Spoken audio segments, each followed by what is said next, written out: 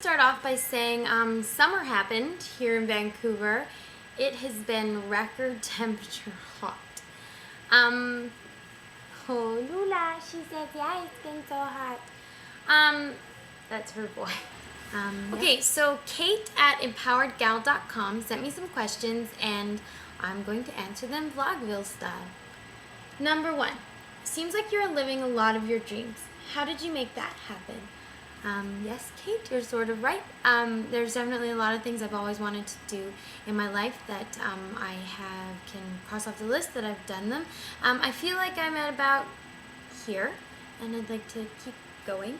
But as for how to make it happen, I think if everybody knew just right away how to make it happen, then we'd all be doing ridiculous things. But I think I did. I think I made it happen by being there when I needed to be there, being prepared, and always saying yes whenever an opportunity presented itself to me. Even if I thought, oh my goodness, no, I would say yes, and I would figure it out as I went along. And I think that's, you've got to jump in with both feet, and I've kind of always tried to be that way. I haven't always, but I try. What advice do you have for other girls wanting to follow their dreams? I know Nike said it first, but just do it. You gotta go for it. I think you've gotta always work hard. Assume it's not gonna come easy to you, because the harder you work and the more prepared you are, when someone comes at you with an opportunity, you will be ready. You won't be like, oh, just give me a year. You'll be ready. Be ready for it at all times, like it's right around the corner. That's what I think, and I try to do that. What is the coolest part of your job? Probably driving around in fancy cars and taking, my private jet and going to tropical places and eating caviar. Just kidding. That would be pretty cool though, wouldn't it? I'll let you know when that happens. I know that when you ask most musicians, they'll say touring, but touring's awesome. When I play a show and I meet people like you guys, and you tell me funny stories, or we just hang out, and the show becomes not just about me, but about our interaction together. To me, that's so fun. I love it. So that's probably the coolest part. Who are your role models? Any great advice you've gotten from them? Who are your role models? Any great advice you've gotten from them? I think that's how a question is asked. My parents are my biggest role models for sure. They've always been the type that if they say they're going to do something, they're going to do it. Like a year and a half ago, I think, my dad started talking to me about how he thought he would maybe get his pilot's license, and he went and got it. I couldn't believe it. But I could believe it because that's just the kind of people that they are. And as for great advice, I get a bit frazzled sometimes with all the things that I've got to do what I do.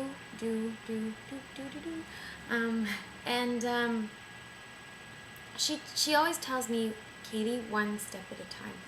And she's so right. The second you look at things as just like one thing to do at a time, instead of looking at, like you've got to do this and this, just take it one step at a time, and it always makes me feel calm, and I always get everything done.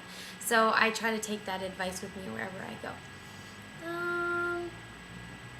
You seem like an empowered gal. Were you always so confident? Oh, gee, thanks. Just when you're this awesome, I'm just kidding. I don't even want to go there, because someone will end up just taking that clip of me saying when you're this awesome, and then that's what everybody will think that I am like. I'm not always confident. There are definitely moments when I think that I suck, or I blew it, or I should have done something differently, and I think it's important to have people that you can turn to when you feel that way, who will tell you that you can do it, that you don't suck, or whatever. I definitely have people that I know when I'm feeling down in the dumps, I can turn to them, and they'll make me feel like I'm on top of the world and that I can do anything, and that's what helps me stay confident, because you've got to be confident to do anything well. I think you've got to really, again, believe in yourself. What is your favorite book? My favorite book, I love Paulo Coelho. He wrote The Alchemist and a ton of other books. I love the stories, the meanings behind his books. There's always great poems, great great quotes that, again, actually those keep me motivated. So he's a great writer. I love his books. CD. That's a tough one. I love Patsy Cline. I think she's awesome. And I have a few of hers and a few best of, and I could put that on anytime, any place. And her singing, like, hurts. It's so good.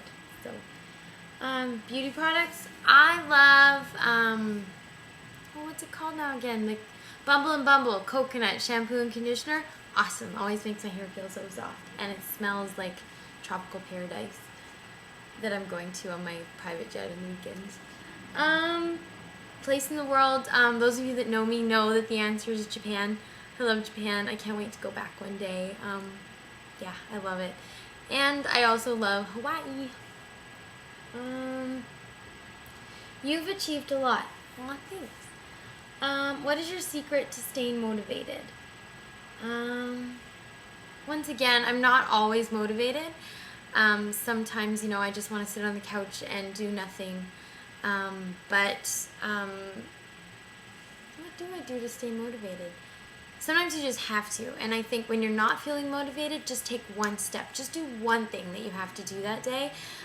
Because, if you just get one thing done, it'll lead to another and it'll lead to another. And once the momentum is going, then you don't need anything to help you stay motivated because, you're on a roll. And so, yeah, I find that sometimes I have to force myself, to get off the couch and pick up the phone. But once I do and I get on a roll and you get a taste of actually getting things done, it's not that hard to keep it going. Where do you see yourself in 10 years? I see myself doing what I'm doing and doing it bigger and better every time that I do it. And I also really need to be on a ranch with some horses. And Lula, are you going to still be alive in 10 years? She's getting old. Although she is a Burmese cat, and the oldest cat in the world is a Burmese cat, and it's 38 years old, and Lula's only 12. So yeah, actually, she might still be around in 10 years. Yay. What is one thing you would want to tell the teenage you, knowing what you know now? Good question, Kate. I would tell the teenage me to keep practicing playing guitar. I think I took my first guitar lessons when I was 12, and I think I took them for about a year, and then I stopped, and I didn't pick it up again until college. And I always wish I was better, and I always think if I had just stuck with it, I'd be that much better. So I would tell the little me to practice, pick up that guitar and practice. And the last question is, tell us about your new CD, Searchlight, and what we can expect. Searchlight, to me, it sounds like summer. I started working on this record right around the same time that I was recording the live album in Calgary, and it just sounded like summer, and I knew I had to get it out. It sounds like you should be sitting on the back porch, barbecue, camping. To me, it has that feeling, and I wanted to get it out there for summer 2009, and so I decided to incorporate the live album I was working on with the studio album and pick the best of everything that I had done. I'm so proud of it. I love it. I want everybody to hear it. You've got to be proud of the things that you do. If I didn't love my record, I could never expect you guys to, and I love it. So buy one for yourself and maybe buy 10 more for all your friends. I'm taking pre-orders now at www.ktrox.com, and the album's release date is June 16th. Okay, thanks, Kate, so much for the questions, and peace out.